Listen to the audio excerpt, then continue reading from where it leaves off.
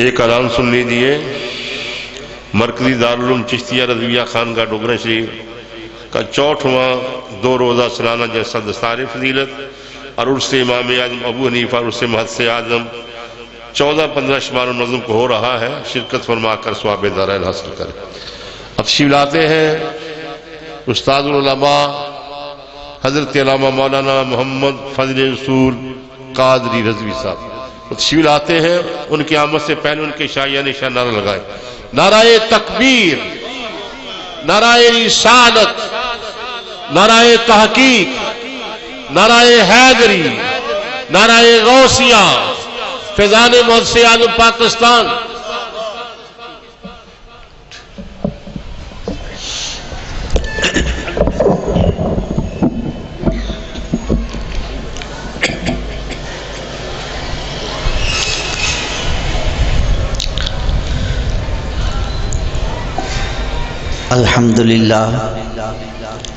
الحمدللہ نحمده ونستعینه ونستغفره ونؤمن به ونتوکل علیہ ونعوذ باللہ من شرور انفسنا ومن سیئات اعمالنا من يهده الله فلا مضل له ومن يضلله فلا هادي له ونشهد أن لا إله إلا الله وحده لا شريك له ونشهد أن سيدنا ومولانا محمدا عبده ورسوله أما بعد فأعوذ بالله من الشيطان الرجيم بسم الله الرحمن الرحيم وَيَرْفَعِ اللَّهُ الَّذِينَ آمَنُوا مِنْكُمْ وَالَّذِينَ أُوتُوا الْعِلْمَ دَرَجَاتٍ صدق اللہ العلی العظیم وصدق رسولہ النبی الکریم ونحن علی ذلک لمن الشاہدین والشاکرین والحمد للہ رب العالمین۔ سب حضرات مل کر بلند آواز سے آقا کائنات صلی اللہ علیہ وسلم کی بارگاہ اقدس میں ہدیہ درود و سلام پیش کریں۔ الصلاۃ والسلام علیک یا سیدی یا رسول اللہ وعلی آلک و اصحابک یا سیدی یا حبیب اللہ۔ الصلاۃ والسلام علیک یا سیدی یا رسول اللہ وعلی آلک و اصحابک یا سیدی یا نبی اللہ۔ الصلاۃ والسلام علیک یا سیدی یا رسول اللہ وعلی آلک و اصحابک یا سیدی یا خاتم النبیین۔ حمد و صلوات کے بعد ذی وقار علماء کرام، مشائخ اعظام، معزز سامعین، حاضرین،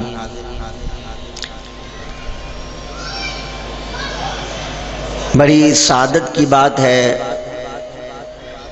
اور ہماری خوش نصیبی ہے کہ آج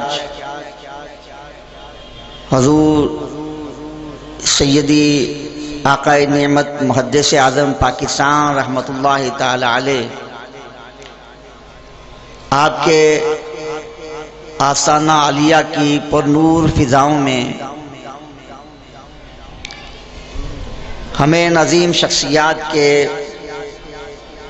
ذکر پاک کے فیوض و برکات سے مستفید ہونے کا موقع حاصل ہو رہا ہے۔ حضور سیدی امام اعظم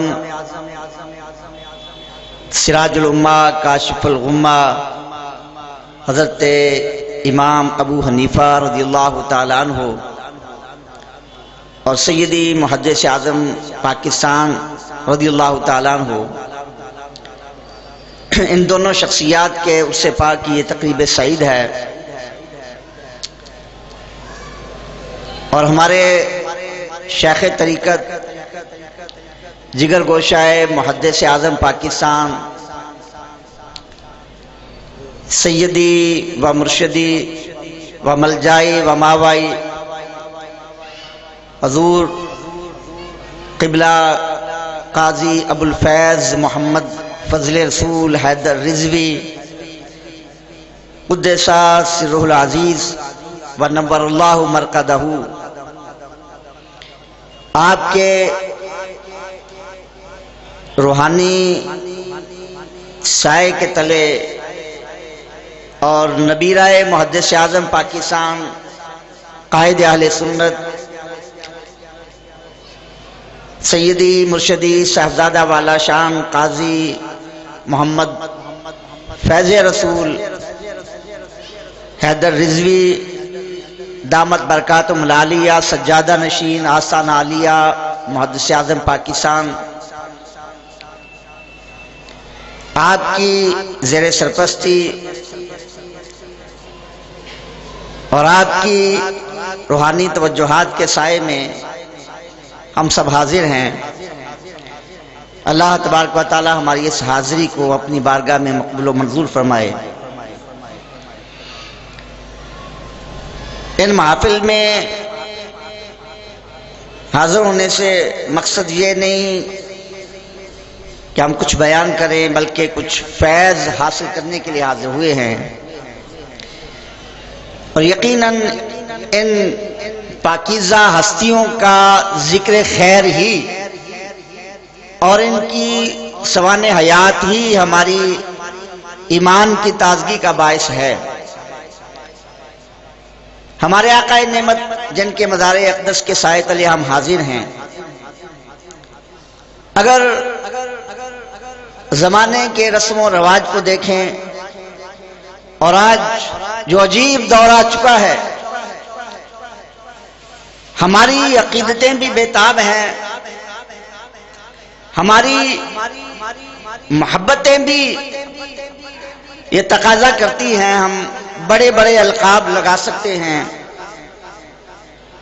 آج لبادے اوڑھ کر بہروپیے وہ میدان میں آ چکے ہیں اور لوگوں کے ایمان، ان کے نظریات پہ ڈاکہ ڈال رہے ہیں اور بڑے بڑے القاب دیے جا رہے ہیں۔ کسی کو غوث اعظم کا لقب دیا جا رہا ہے، کسی کو کوئی لقب دیا جا رہا ہے، تو ہم بھی تو اس عظیم ہستی کو ایسا کوئی لقب دے سکتے تھے، لیکن نہیں، یہ ہمارے آستانہ عالیہ کی تربیت کا حصہ نہیں ہے۔ اور یقین جانیے یہ سیدی اعلیٰ حضرت رحمت اللہ تعالی علیہ کا فیض ہے، جو سچا اور کھرا رضوی ہے، وہ کبھی شخصیت پرستی میں مبتلا نہیں ہوتا۔ ہمارے شیخ کامل نے ہمیں یہ سبق ہی نہیں دیا۔ ہاں، ان کو ہم یہ نہیں کہ غوث اعظم کا لقب دے رہے ہیں، ان کو ہم محدث اعظم پاکستان کا لقب دیتے ہیں، اور وہ ہم نے نہیں دیا۔ ان کی شان کے مطابق اس وقت کے بڑے بڑے علماء نے آپ کو محدث اعظم پاکستان کا لقب دیا۔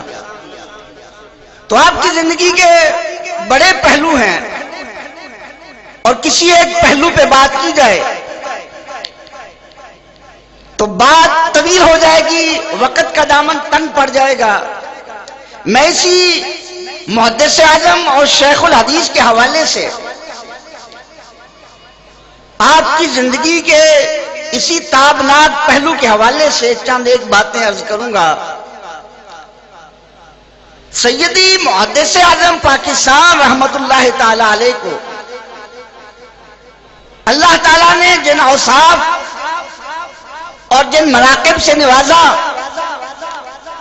ان میں یہ شیخ الحدیث کا وصف اور محدث کا لقب،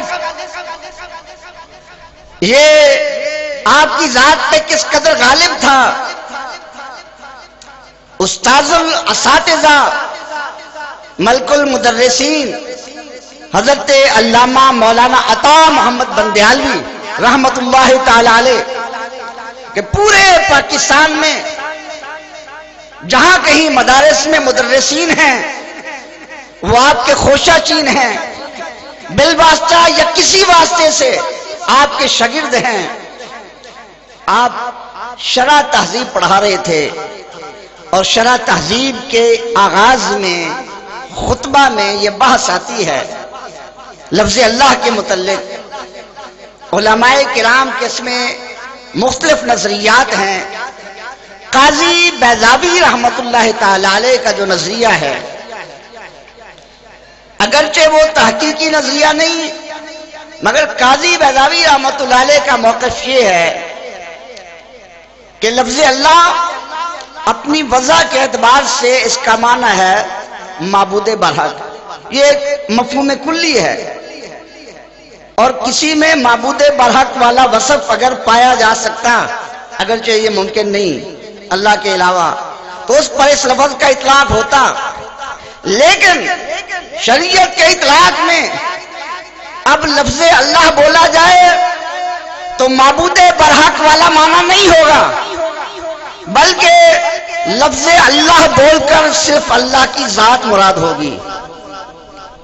اب اس مسئلہ کو علماء نے بڑی مثالوں سے سمجھایا، تو علامہ بجالی صاحب رحمۃ اللہ تعالی علیہ آپ نے فرمایا کہ اس کی آسان مثال، اپنے طلباء کو فرمایا کہ اس کی میں ایک آسان مثال آپ کے سامنے رکھتا ہوں کہ لفظ شیخ الحدیث، اس کا معنی کیا ہے؟ حدیث پڑھانے والا استاد۔ تو فرمایا جو بھی حدیث پڑھانے والا ہے، چاہے وہ لاہور کے اندر ہے، فیصل آباد کے اندر ہے، بریلی کے اندر ہے، دہلی کے اندر ہے، کسی بھی مدرسہ کے اندر ہے، جو حدیث پڑھائے گا وضع کے اعتبار سے، لغت کے اعتبار سے اس کو شیخ الحدیث کہا جا سکتا ہے، لیکن فرمایا کہ اللہ تبارک و تعالیٰ نے مولانا سردار احمد رحمت اللہ تعالی علیہ کو شیخ الحدیث کے وصف میں وہ کمال عطا فرمایا، وہ مقام عطا فرمایا کہ آج اس دور میں اگر لفظ شیخ الحدیث بولا جائے تو صرف اور صرف محدث اعظم پاکستان کی ذات مراد ہوگی۔ اس لفظ کا اطلاق صرف محدث اعظم پاکستان کی ذات پہ ہوگا۔ تو آپ کو محدث اعظم پاکستان کا لقب کوئی آپ کے مریدوں نے نہیں دیا، صرف آپ کے شاگردوں نے نہیں دیا، وقت کے بڑے بڑے محدثین نے آپ کو محدث اعظم پاکستان کا لقب دیا۔ شیخ القرآن علامہ عبدالغفور عذابی رحمت اللہ تعالی علیہ، جن کی جلالت علمی کا عالم ان کے سامنے بڑے بڑے علماء نہیں ٹھہر سکتے تھے، بات نہیں کر سکتے تھے، وہ فرماتے تھے کہ بڑے بڑے محدث اور شیخ الحدیث ہیں، ان کے پاس طالب علم آتا ہے، کئی سال پڑھتا ہے، حدیث کے اسباق پڑھاتے ہیں، تب جا کر وہ محدث بنتا ہے، مدرس بنتا ہے، عالم بنتا ہے، فقیہ بنتا ہے، مفتی بنتا ہے۔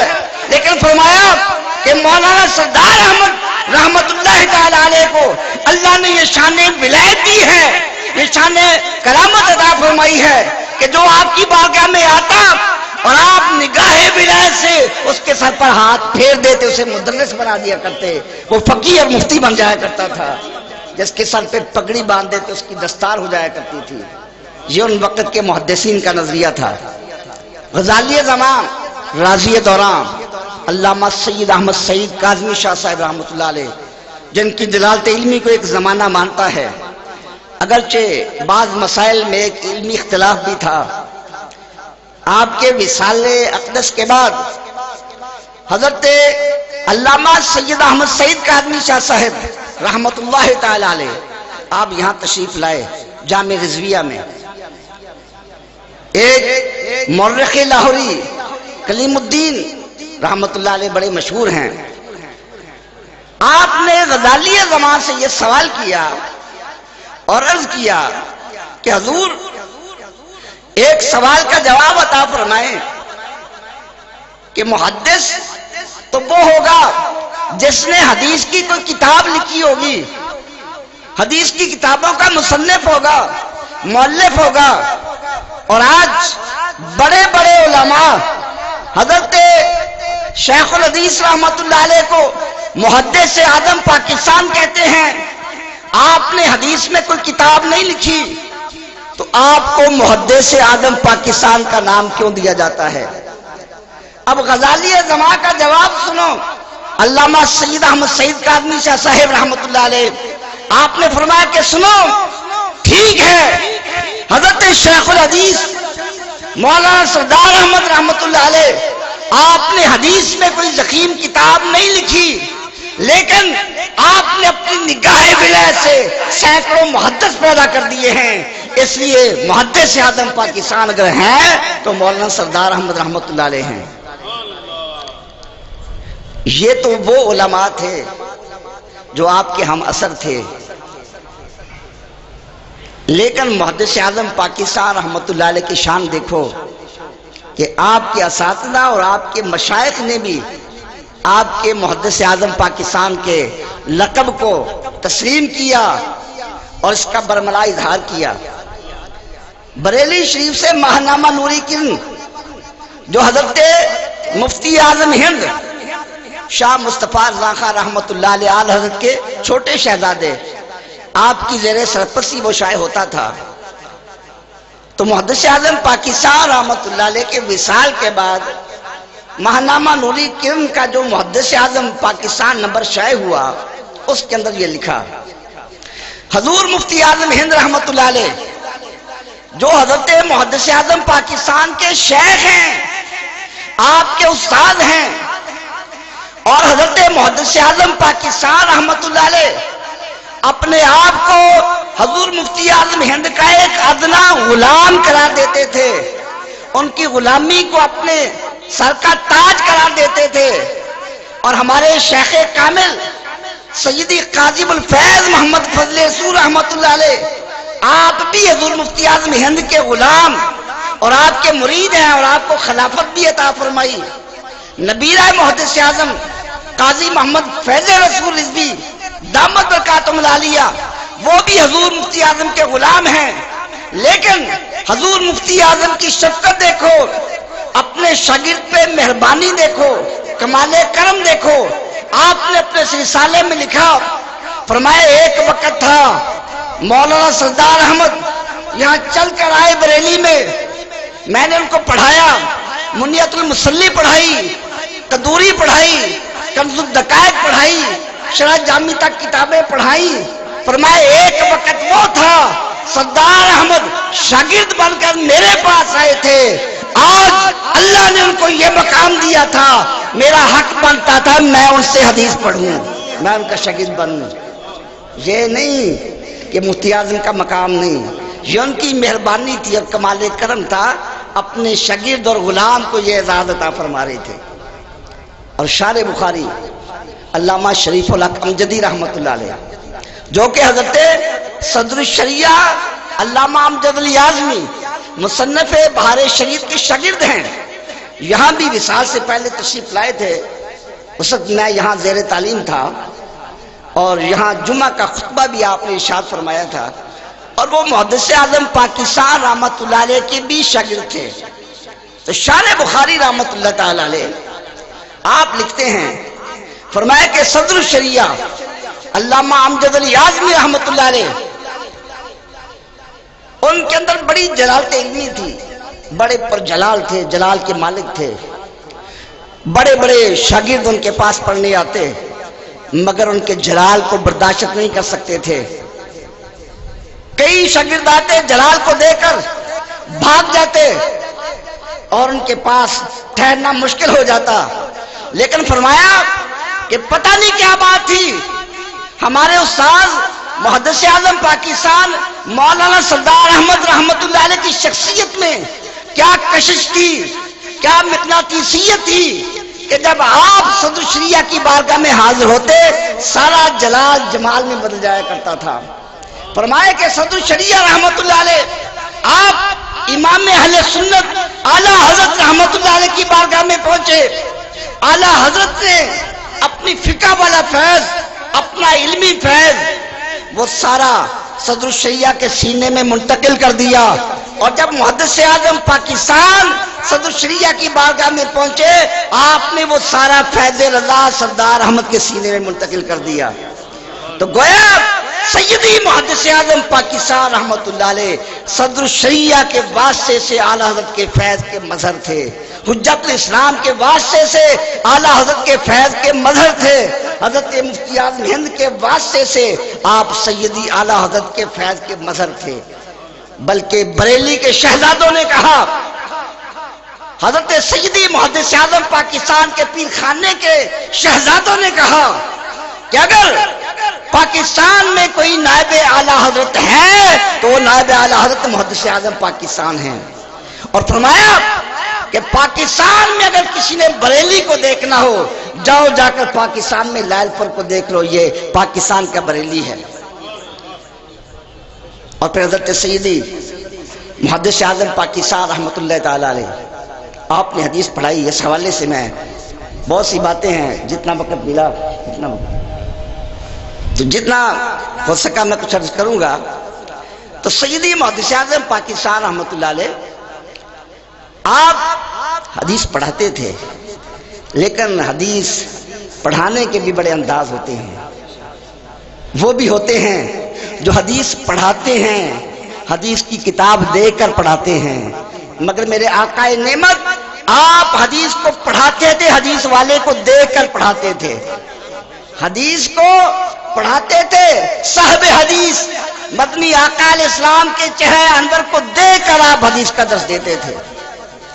اور یہ کوئی ایسی بات نہیں ہے کہ اس کو کوئی عقل سے بعید جانے، بڑے بڑے محدثین کو اللہ نے یہ شان عطا فرمائی۔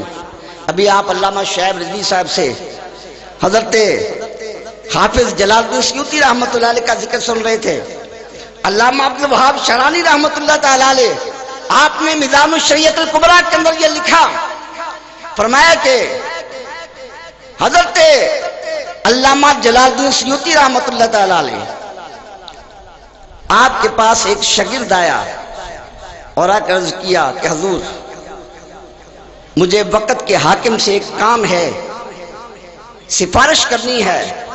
وہ حاکم وقت آپ کی بڑی عزت کرتا ہے، آپ سے بڑی عقیدت رکھتا ہے، حضور کرم فرمائیں ایک خط لکھ دیں، اس حاکم کی بارگاہ میں چلے جائیں، میری سفارش کر دیں، آپ کی تھوڑی سی سفارش سے میرا کام بن جائے گا۔ فرمایا کہ حافظ جلال الدین سیوطی رحمۃ اللہ علیہ نے اس کو ٹال دیا، بات پوری نہ کی۔ شاگرد نے پھر عرض کیا، فرمایا کہ آپ نے اپنے شاگرد کو خط لکھا، اور علامہ عبد الوہاب شرانی رحمۃ اللہ علیہ فرماتے ہیں کہ حضرت علامہ جلال الدین سیوطی رحمۃ اللہ علیہ کے ہاتھ کا لکھا ہوا خط میں نے خود پڑھا ہے، آپ کے قلم سے لکھا ہوا وہ خط میں نے خود اس کی زیارت کی اور وہ خط پڑھا۔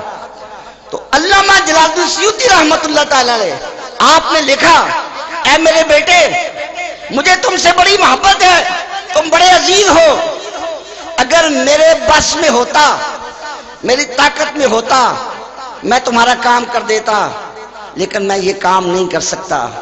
فرمایا وجہ کیا ہے؟ میں وجہ یہ ہے کہ میں رسول اللہ کی حدیث پڑھاتا ہوں، اور اللہ کے محبوب کریم السلام کا یہ کرم ہے، آپ بیداری میں اپنا دیدار مجھے عطا فرماتے ہیں۔ جب حدیث میں مشکل پیش آتی ہے میں رسول اللہ کی بارگاہ میں عرض کرتا ہوں، میری مشکل حل ہو جاتی ہے۔ اگر ایک بار میں زندگی میں دنیا کے حاکم کی بارگاہ میں چلا گیا سرکار کا دیدار بند ہو جائے گا۔ فرمایا کہ میں یہ دولت ضائع نہیں کر سکتا، لہذا اس کام سے میں معذور ہوں۔ اور فرمایا کہ حضرت علامہ جلال الدین سیوطی رحمۃ اللہ علیہ کی شان یہ تھی، آپ کے سامنے حدیث پڑھتے، آپ بتا دیتے یہ حدیث صحیح ہے، یہ حدیث ضعیف ہے، یہ حدیث موضوع ہے۔ شاگردوں نے عرض کیا حضور یہ بڑا مشکل فن ہے، بڑی تحقیق کے بعد بتایا جاتا ہے، لیکن آپ کے سامنے حدیث پڑھتے ہیں آپ فوراً بتا دیتے ہیں۔ فرمایا کہ بات یہ ہے کہ میں حدیث پڑھتا ہوں، حدیث والے آقا کا چہرہ سامنے آ جاتا ہے، اگر آپ کے چہرے پہ مسکراہٹ آ جائے میں جان لیتا ہوں یہ حدیث صحیح ہے، اگر چہرے پہ غصے کے آثار آ جائے میں سمجھ لیتا ہوں یہ حدیث موضوع ہے۔ تو میں حدیث بیان کرتا ہوں حدیث والے کو دیکھ کر۔ تو سیدی محدث اعظم پاکستان رحمۃ اللہ علیہ کو اللہ نے یہ شان دی تھی، آپ حدیث پڑھاتے تھے، حدیث والے آقا بھی جلوہ گر ہو جایا کرتے تھے۔ حضرت علامہ شیخ الحدیث عبدالرشید رضوی رحمۃ اللہ تعالی علیہ جو یہاں خطیب بھی تھے، اور آپ نے یہاں بھی متعدد مرتبہ یہ بیان کیا، اور میں نے خود آپ سے یہ سنا، تو آپ نے فرمایا کہ بریلی شریف کے اندر ہم نے سیدی محدث اعظم پاکستان رحمۃ اللہ علیہ سے دورہ حدیث پڑھا۔ فرمایا کہ برآمدہ اور ٹین کی چھت ڈالی ہوئی تھی، بڑا سادہ سا ماحول تھا، دن کا وقت ہوتا تھا، آپ حدیث پڑھاتے تھے۔ فرمایا کہ کبھی کبھی ایسا ہوتا، سورج چمک رہا ہوتا تھا، دھوپ ہوتی تھی، لیکن اچانک دارالحدیث پہ انوار کی بارش شروع ہو جایا کرتی تھی، اور انوار کی روشنی میں سورج کی کرنیں مدھم پڑ جایا کرتی تھی۔ جب وہ انوار ظاہر ہوتے ہمیں یقین ہو جاتا حدیث والے آقا خود تشریف لے آئے ہیں۔ وہ خود محدث اعظم پاکستان کو اپنے دیدار سے مشرف فرما رہے ہیں۔ حضرت میاں غلام اللہ شرقپوری رحمۃ اللہ علیہ آپ کے مرید یہاں حاضر ہوئے اور واپس پیر و مرشد کی بارگاہ میں پہنچے۔ تفصیلی واقعہ ہے، اختصار کے ساتھ بیان کرتا ہوں۔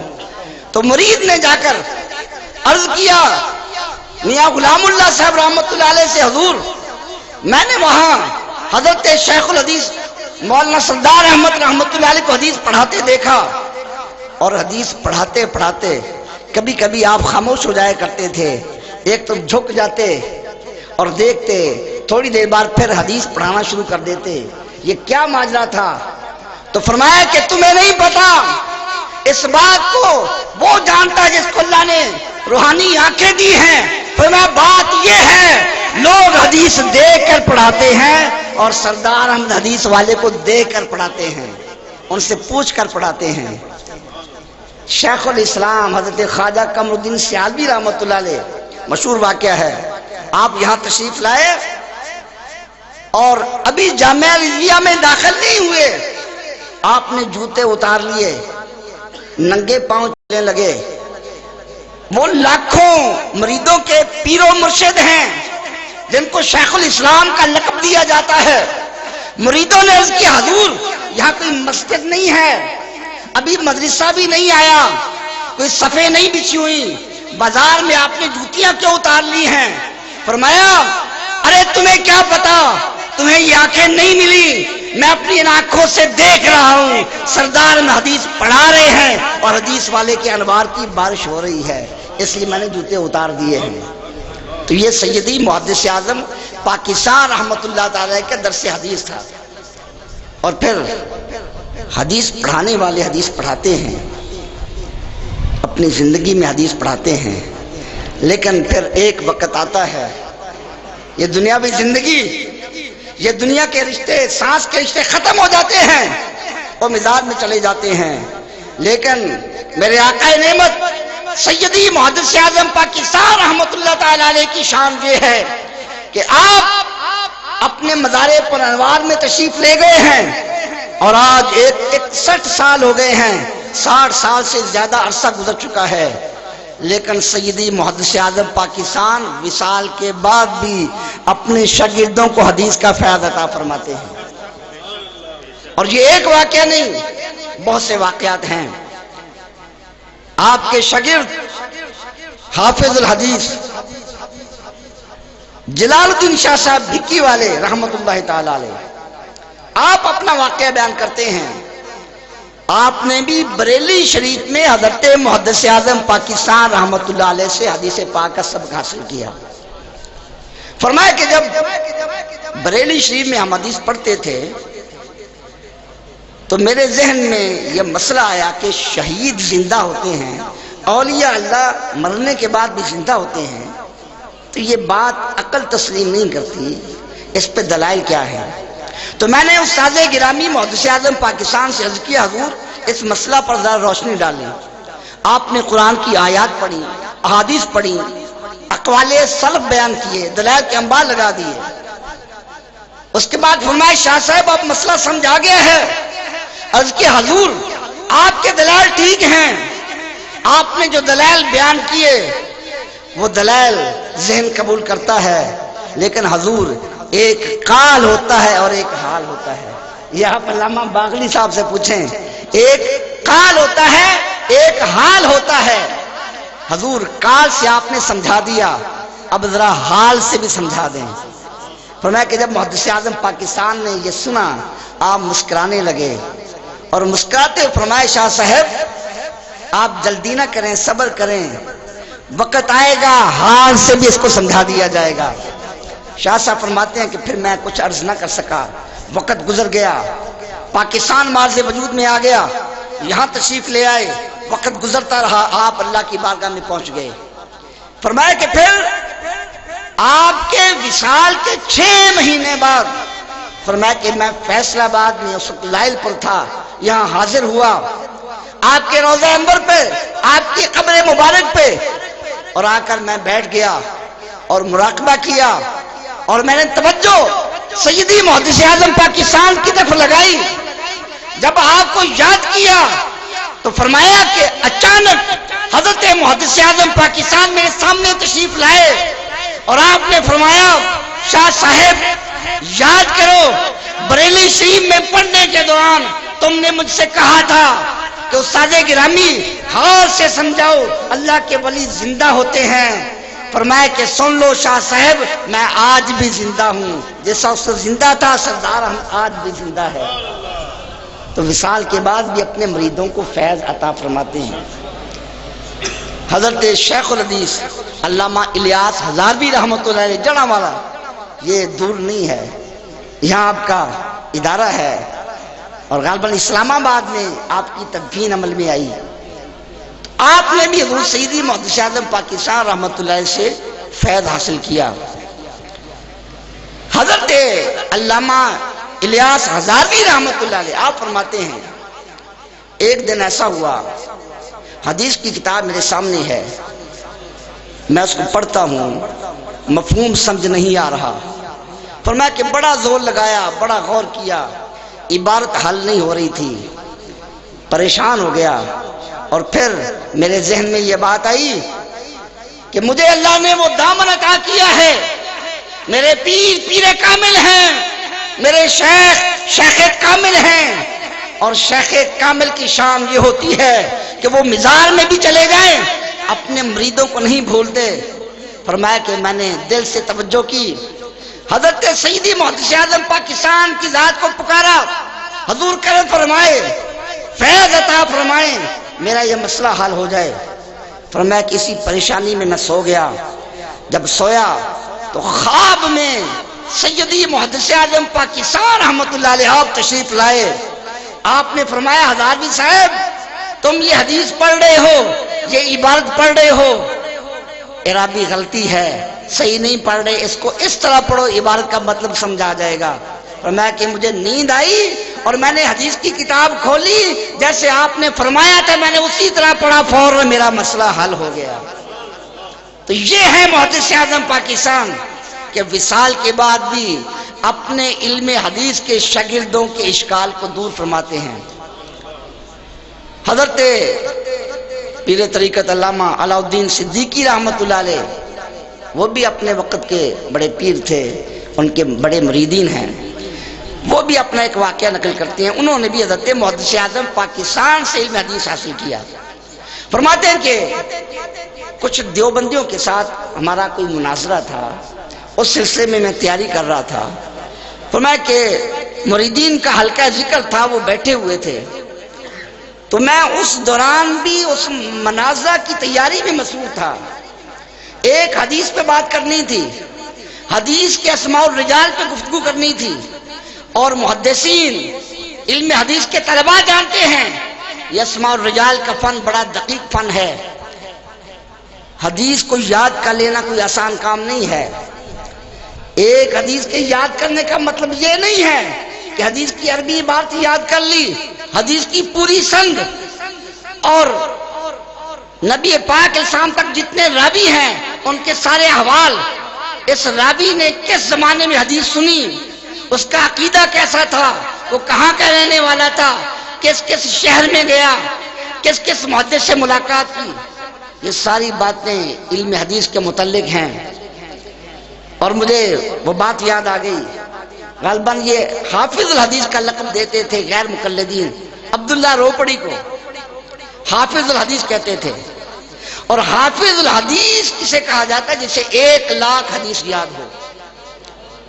اور جن لوگوں کے پاس ایمان ہی نہ ہو انہیں جھوٹ بولنے کی کیا پرواہ، تو یہ اتنا بڑا لقب وہ اسے دیتے اور کہتے حافظ الحدیث۔ سیدی محدث اعظم پاکستان رحمۃ اللہ علیہ، آپ نے اس کو چیلنج کیا اور آپ کا یہ چیلنج اشتہاد کی صورت میں شائع ہوا۔ فرمایا کہ غیر مقلدین کے حافظ حدیث کہلانے والے، اگر تیرے اندر ہمت ہے آج سردار ہم کے سامنے 5 حدیثیں سنا دے، میں حافظ حدیث مان لوں گا۔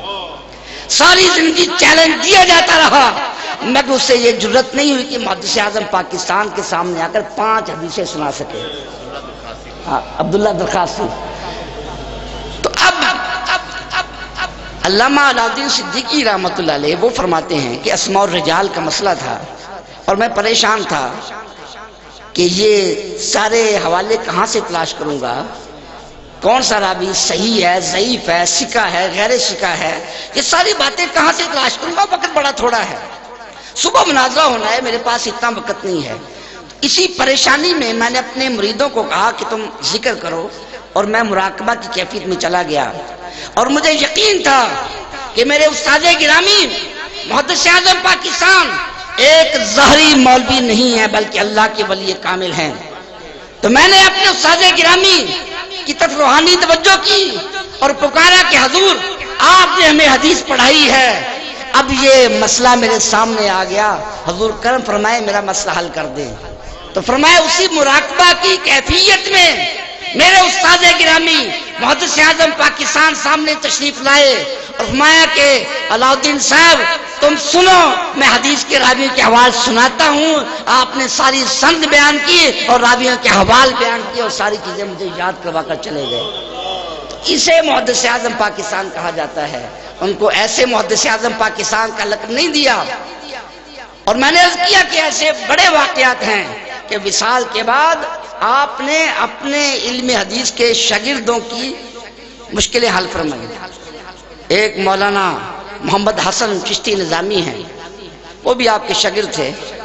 وہ فرماتے ہیں کہ کسی مسئلہ کے بیان میں مجھے ایک حدیث کی تلاش کی ضرورت تھی۔